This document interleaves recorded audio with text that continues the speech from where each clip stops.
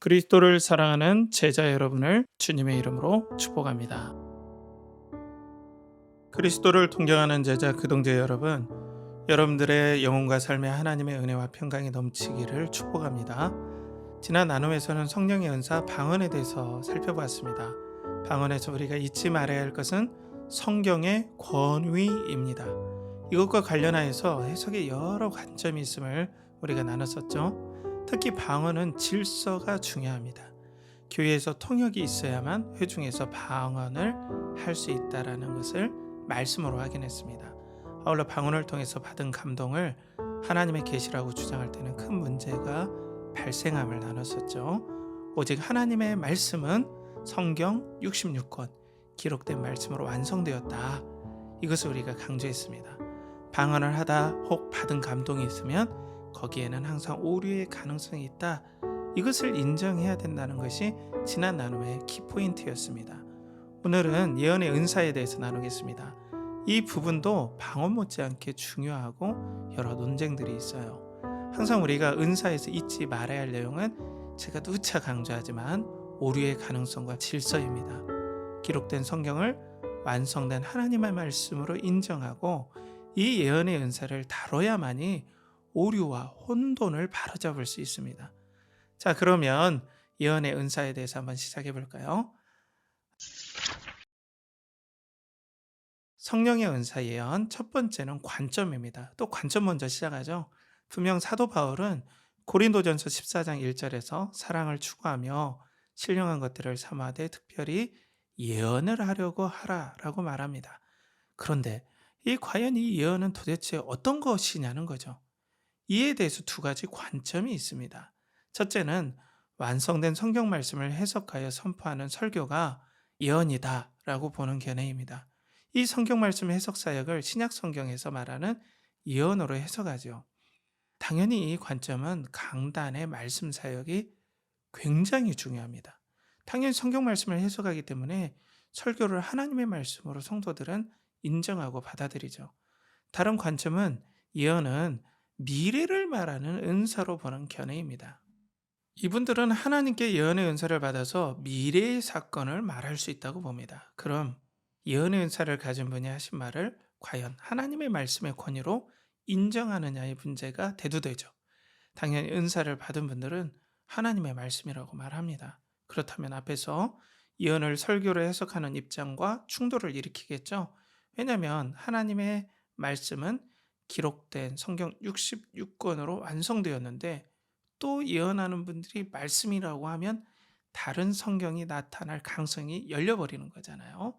그래서 이 관점이 이렇게 중요합니다. 여기까지 예언의 은사에 대한 모든 관점을 한번 말씀드렸습니다. 예언 두 번째, 오류의 가능성입니다. 항상 은사는 이 오류의 가능성을 염두에 두는 것이 매우 중요합니다. 예언을 하다가 하나님께서 무엇에 대해 말씀하셨다라고 하면 그 감동은 하나님의 말씀이 되는 건가요? 하나님의 말씀은 성경 66권으로 완성되었다고 우리는 믿고 있습니다. 그러니 또 다른 계시가 나오면 문제가 됩니다. 오직 계시는 하나님의 말씀을 전달하는 수단이며 그 말씀이 완성되었기 때문에 이제 다른 계시는 없습니다. 그럼 예언의 은사를 받았다는 분이 받았다는 그 말씀은 어떤 위치에 두어야 할까요? 여기서 앞에서 말씀드린 해석과 관점의 문제가 생깁니다. 지금도 이 주장들은 팽팽히 맞서고 있습니다. 만약 은사를 받으신 분이 성경을 완성된 하나님 말씀으로 인정한다면 자신이 받았다는 그 감동은 계시가 아니라고 분명히 말할 수 있어야 합니다. 다른 말로 하나님께서 하신 말씀이라고 주장하지 말아야 합니다. 이를 인정하지 않는다면 그 말씀에는 자신이 하는 예언이라는 계시는 오류가 없어야 합니다. 하지만 예언의 은사가 있다고 하신 분들의 그 예언이 얼마나 오류가 많습니까?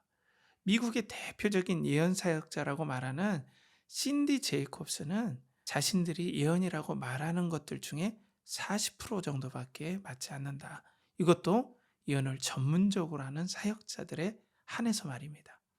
그렇다면 그들이 하는 말 반절 이상이 틀린다는 얘기가 됩니다. 오류 가능성을 양심적으로 인정한 거죠. 만약 예언의 은사가 있다고 한다면 하나님의 말씀에 오류가 있습니까? 오류가 없지요. 그러니까 자신이 받은 감동을 하나님의 말씀으로 주장하는 일은 매우 위험합니다. 만약 예언의 은사가 있다고 한다면 그분이 받은 감동은 성경과 동등한 하나님의 말씀에 쥐어 놓으면 안 됩니다. 오히려 누구나 성도에게 받을 수 있는 하나님의 감동하심, 성령의 인도하심 정도이고 그것조차 우리의 연약함 때문에 오류가 있음을 항상 생각해야 되겠죠. 예언 세 번째, 질서입니다. 만약 예언의 은사를 인정하는 교회라면 교회 질서 안에서 예언의 은사가 잘 다뤄져야 합니다. 그 예언이 정말 성경에 비춰볼 때 문제가 되는지 교회 지도자와 공동체는 면밀히 살펴봐야 합니다. 만약 성경에 위배가 된다면 교회는 이를 잘 지도해야 합니다. 이를 거부한다면 분명하게 칠이나 징계를 할 수 있어야 합니다. 그런데 사실 이 질서를 잡는 일은 한국 교회에서는 거의 없어졌거나 불가능하다 봐야 합니다. 참 슬픈 일이죠. 왜냐하면 성장 중심으로 교회가 진행해 왔기 때문에 7일을 한다면 성도가 다른 교회로 가버리기 때문입니다. 거기에다가 한국적인 정예 문화가 이 7일을 하는데 상당히 거부감을 느껴요. 따라서 질서를 잡는 일은 교회와 교회 지도자의 결단이 필요합니다. 그러니 그리스도와 올바른 복음에 입각한 교회가 너무나 소중한 시대에 우리는 살고 있습니다. 이 예언의 은사는 항상 교회의 질서가 너무나 중요합니다. 예언 네 번째, 설교입니다. 예언은 기록된 하나님의 말씀을 해석하는 설교다 말씀드렸죠. 사실 연결하는 교회는 이 입장에 있습니다.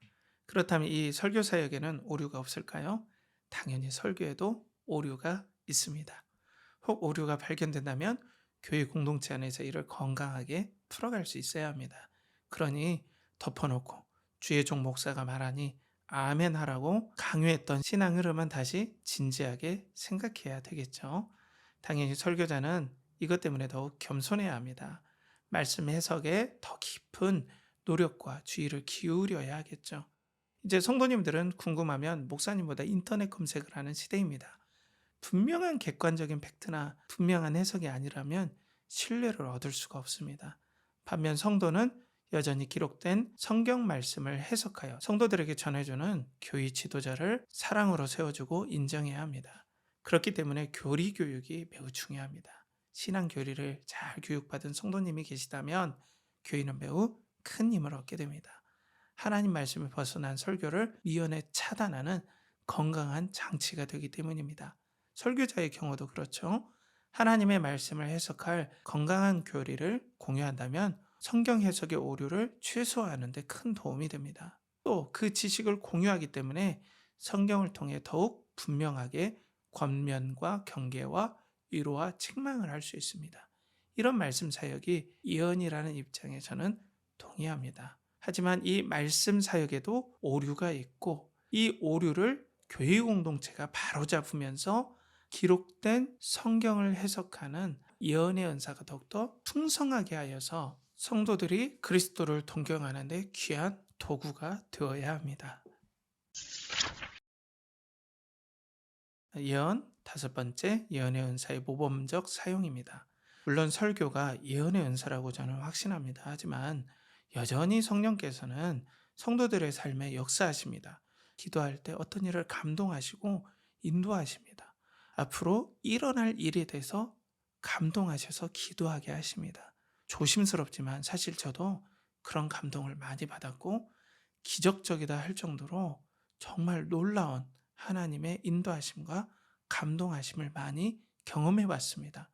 그렇다면 현재 한국교회에서 나타나는 예언의 은사는 성경 말씀과 같은 계시의 권위가 아닌 성도와 동행하시는 하나님의 인도하심의 수준에서 우리는 살펴볼 줄 알아야 합니다.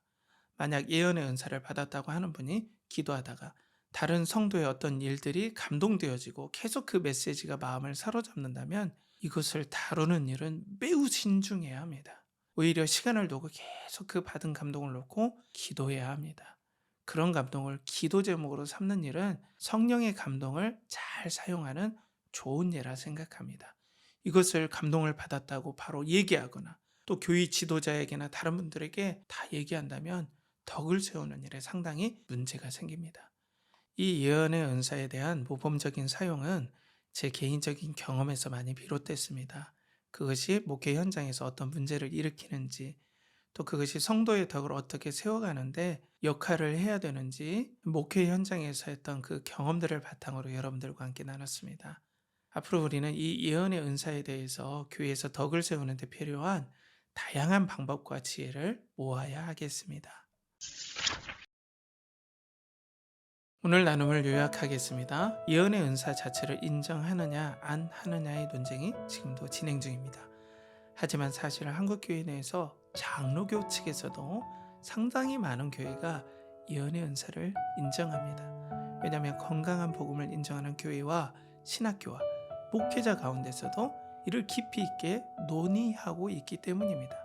쉽게 예언의 은사를 부인하거나 거부해서는 안 됩니다. 단 예언의 은사는 언제든지 오류 가능성이 있음을 인정해야 합니다. 여기에서 필요한 덕성은 겸손입니다. 겸손하게 교회의 질서와 항상 긴밀하게 소통해야 합니다. 아울러 기록된 성경 말씀을 해석하고 가르치고 나누는 일을 교회는 예언 사역으로 인정해 왔다는 것을 잊지 말아야 합니다. 하지만 이 설교를 해석하고 선포하는 설교자에게도 오류가 있습니다. 그렇기 때문에 여기에서도 겸손이 필요합니다. 이 말씀 사역을 더 풍성하게 누리기 위해서는 교리의 공부가 필요합니다.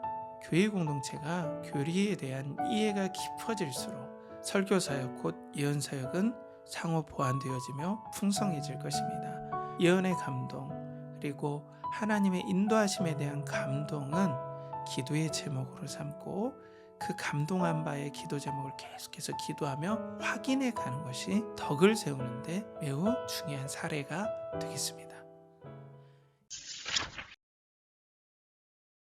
이제 여러분들과 만나서 소그룹 토의를 할 나눔 질문 3가지를 말씀드리고 오늘 시간을 마무리하고자 합니다.